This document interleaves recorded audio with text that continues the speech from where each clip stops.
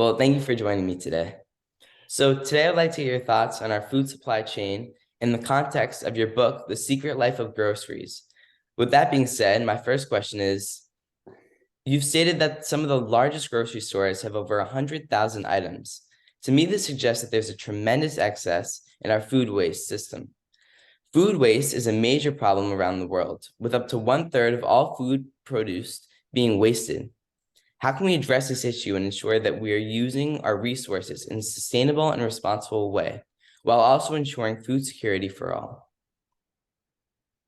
Yeah, it's a great question. Like the optionality at the grocery store and the food waste question are probably linked, but less so than you'd think. I think what really drives food waste is this expectation that those options will be continuously available at any time, any place. I mean, that's the real miracle of the grocery store is not just the number of possible choices, and not just their abundance in terms of quantity, but that you go into the store at any given time and there's this regularity. Right? It's a nightmare of the supermarket manager to have a stock out, which is like an item or where there's none of it available, because they're terrified you'll just go walk down the street to the next grocery store if you find what you can't get what you want. So tying that to food waste, though, it sets up all these expectations down the chain that things will be continuously available, and that you're catering to kind of consumer whims, which, in the case of ugly fruits and vegetables, has kind of been made in the popular mind many times over. And so you get like fruits, perfectly edible food, rejected because it doesn't have aesthetic qualities, which is very, very old part of the process. I think the continuous production aspect just puts a tightness on the entire supply chain that, really a lot of the food waste happens when grocers can't budget where your consumer demand is going to lie. And this happens in all retail all over the place, but most things aren't perishable. And so when you're operating a grocery store on the principles of a department store selling shirts, when you have too many of a shirt that's kind of expired, you lose some money, but the shirt doesn't go to waste. It can be sold at a cheaper price later. It can be held in excess, it could go to a discounter. With food, that's not the case, and it just rots. And so, that's a big piece of where the food waste problem begins. I will say, food waste is not something that I intentionally kind of steered away from it in the book, because I felt like there's a certain moralizing quality to food waste that I think is very attractive from the outside. But when you actually see how the supply chain is run, meeting those demands just necessitates a certain margin of error that is the food waste. And so I guess I felt like it was more helpful to focus on what consumers were demanding, and kind of put the onus of the waste on people at the register, rather than these kind of like cloaked forces in the supply chain who aren't handling the product properly. Mhm. Long answer. Yeah, so supermarkets often prioritize profits over the well-being of the environment as well.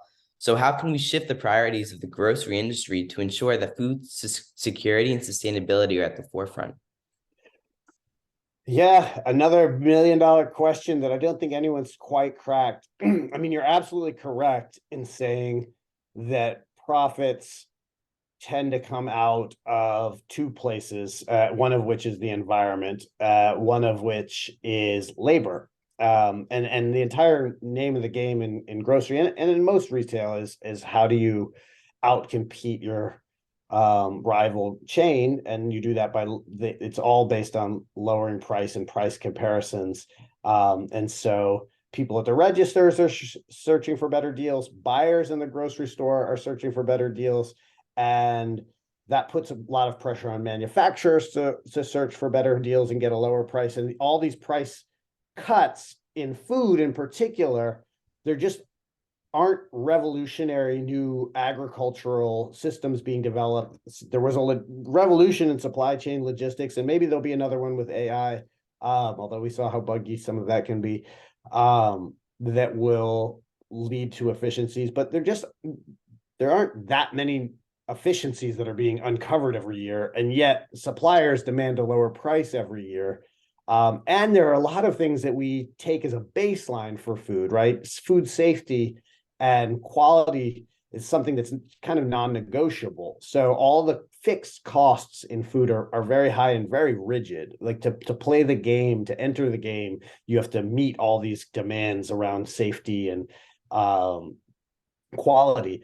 So what the end of the game, the only place to make the cuts are the environment and your workforce. And so that's where the cuts come. To shift that system really, well, one involves creating conduits where consumers are much more in control of what they're buying. Like the kind of mantra, like vote with your dollars, buy the right items and change things, doesn't hold up in the complexity of the supply chain today. There's just too many intermediaries. You don't really know what you're buying.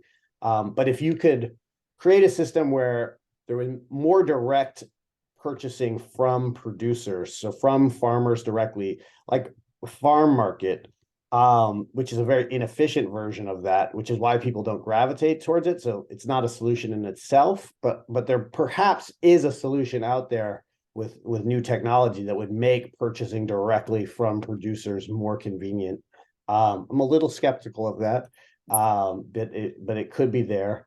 And or just old-fashioned regulatory legal apparatus where you set a standard and then you enforce the standard. And we're terrible at that. I mean, we essentially outsource a lot of our food to other countries who have weaker labor laws, weaker environmental protections, precisely to get around that. But if we created a global standard and a global ethic where we said this is, what you can and cannot do, and then enforced it with state power rather than the current way it's enforced, which is through a for-profit auditing regime, you could have some results. Sorry if that's a wonky answer. No, it's good. Thank you. Yeah, so you just mentioned somewhat how challenges faced by small scale farmers in the face of large corporations. So how can we support these farmers and promote sustainable agriculture while also ensuring food security for all? Yeah, I mean, I would challenge that notion to some extent. Look, I love the small family farm. My grandparents helped run a milk farm in upstate New York. It's certainly a beautiful thing, but the idea that there's something uniquely good about a small farm, in my mind, doesn't hold up to much scrutiny. Just because you're small doesn't mean you're going to care for your animals better. It doesn't mean that you're going to care for your employees better. You don't magically become a better person because you're located on a smaller piece of property. And frankly, because small producers are so vulnerable in terms of price taking, so they have the least bargaining power in the whole system, most able to be pushed around by kind of middlemen or co-ops. They often have all those pressures on them. They're the most likely to cut corners. Like if you're a small farm, you're not going to have an head of HR managing your employees. You're going to hire 1 to 2 hands, and they're probably going to be who needs work in your area. The incentives to treat those employees fair is actually less for a small farm than it is for a big farm. So to some extent, America, we love our small farms because it's part of this mythology of our country. And I am just as much in love with that mythology, but I think the benefits of scale are real in terms of price making, but they're also real in terms of quality control. And at the end of the day, when we talk about labor standards and we talk about food safety and we talk about environmental standards, you can think of those as another form of quality control. Like the big farms can actually enforce regulations and have more incentive to enforce it because they're a bigger target. It's easier to go in and do punitive action against a big farm than it is to do it against 10,000 small farms. So it's a counterintuitive answer, but I would just kind of challenge people to think more critically about actually solving the problems rather than the mythology of like a small farm. Thank you. All right, so my last quick question is, so you described before how grocery industries is really shaped by consumer demand. So what can individuals do to support a more equitable and sustainable food system? And what role do you see consumers in promoting food security? Yeah, so that's a great question. I mean, the short answer is, I think, abandon the notion that you can buy your way to a better future. That's definitely the paradigm I was raised in. This idea that we, again, vote with our dollars, buy the right things, and that's going to help make the world better and save some poor farmer in Bangladesh because I'm purchasing his co-op chocolate or shrimp or whatever that producer is making. I think fundamentally take the energy that you're putting there and start advocating for things like trade unions, labor laws with teeth, environmental regulations that get enforced. Like I think enforcement of all these things. We have a lot of beautiful laws on the books, actually, but there aren't the money to enforce them. The enforcement apparatus is deeply underfunded. And then simultaneously, I do think you can choose avenues that connect you to producers you trust. And so I'm a huge advocate of farm markets. I'm a huge advocate of direct to producer purchasing. I think that's an unreasonable burden for most people. The people who can shop only at farm markets are a privileged set. So it's not a universal solution, but I think it's beautiful. If you're looking for ways to make a difference, that is certainly something that you can do that will probably make a difference. You circumvent the entire supply chain that way. You're putting dollars directly into the pockets of someone that you trust to be doing the right thing. I can't think of anything that's wrong with that, except for it's not scalable. It's not an end game solution. And it does kind of give moral virtue points to people who have the time and the resources to seek that out, where as everyone who's kind of time strapped mother of three looking for a good deal becomes like kind of the bad guy because they go to the store that's right down the street. But like don't let that stop you from doing the right thing. Just don't get sanctimonious about it.